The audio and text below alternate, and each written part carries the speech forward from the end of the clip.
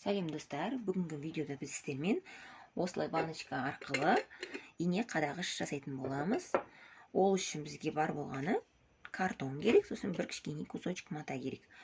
Міне картонымызды біз мына банканың крышкасын алып, картонның үстіне қоясыздар да, осылай айналдырып, тура осы размерге картонды қиып аламыз. Кез келген картоннан қиып алсаңыздар болады, қатты болсын, альбомдікі де болады. Одан кейін жаңағы алған кусок матамызды тура осылай жаңағындай қоямыз. Сосын жанынан 1-2 сантиметр артығымен алып, осындай шеңбер сызып аласыздар қайтадан. Одан кейін бізге керек болады синтефон или тағы да мысалы мақта салуға болады. Үйде қолдарыңызда не бар, соны саласыздар. Мынау менде синтефон. Сосын әрлегенге әртүрлі қолда бар затпен осылай әрлейін деп жатырмын. Қайсысы келеді, соны әрлей береміз. Және пистолет керек бізге, клеевый. Осымен жабыстырамыз. Оны ше біз бастаймыз. Ол үшін біз бірінші мына қағазымызды жаңа өлшеп алған, осы жерге қойып, қазір мына тұрған матамыздың шетінен мына жерден айналдыра, жай тігіспен тігіп, былай жинастырамыз. Қазір сборка жасай, сіздерге көрнекті болсын деп, мен осылай әдейі ағжып алып отырмын. Міне матамыздың жаңағы шетінен осылай көктеп тігеміз. Үлкен тігіс ала берсеңіздер болады. Осылай тігіс жүргіземіз, айналдыра.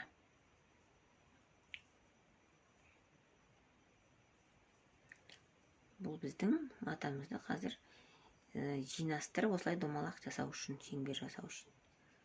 Осы домалақ қылдырып тігіп аламыз.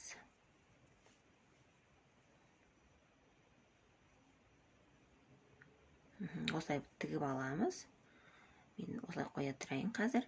Бірінші осы жерге мен қазір мақта не болмаса синтефон жақсылап салып дайындап алам.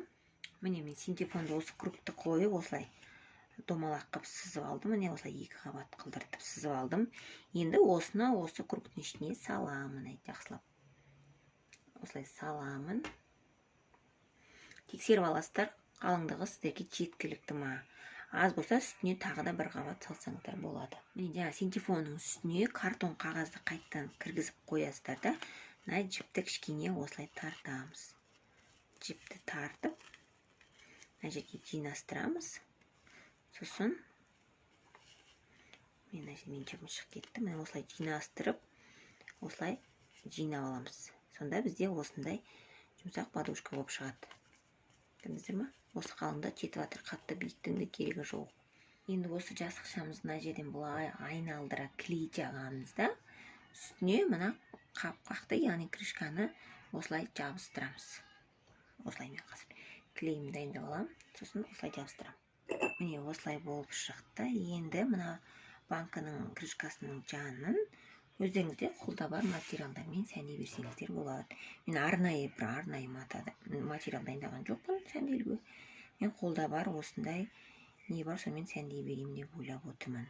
Міне осы банканың осы шетінен бастап, осылай айналдырып, ыстық клеймен осылай жабыстырып шығамыз мына жерді. Сосын кейін менде осының кішкентай лента бар. Соны банкаға жабыстырасыздар ма, бір шетіне осылай крышканы жабыстыруға да болады. Әртүрлі өздеріңізге ұнағандай сәндеуге болады. Фантазияларыңызға қалай әдемілей.